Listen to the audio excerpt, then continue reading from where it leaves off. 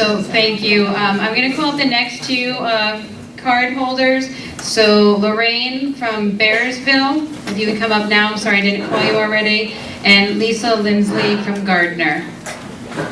And hopefully we'll be able to come back to some of those other questions.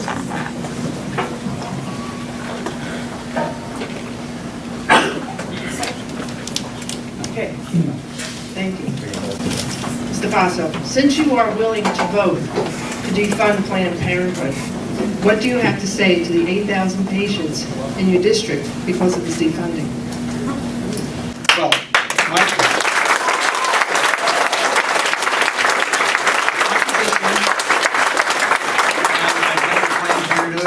and advocates for Planned Parenthood around the district, and my position was I didn't agree with that provision being in the legislation, but I also very clearly said that that would not be the determining factor of whether I would vote for or against the bill.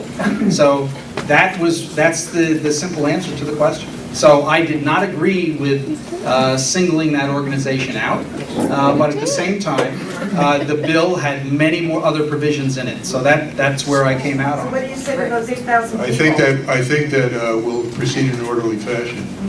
And we have about 100 questions on these cards. We're not going to get to 100 questions, and we're going to get to far fewer if people start shouting out and extend applause. I'm not going to keep people from expressing themselves It would be in great a if you general could answer way. the question the first time. Yep. Answer. The question is, can we move on to the next question? Civility. Follow up? The question Do you have was, a follow-up? what are you going to say to the 8,000 people in the district? Well, the answer is what I just said to you, that this was in the legislative process. I didn't agree with its inclusion. I publicly said so, but I also said the final product may be very different. So I have to make my decision based upon the totality of the bill, not just on one provision within the bill. That is unfortunately, that's the nature of legislation. You don't get to pick and choose everything that you want.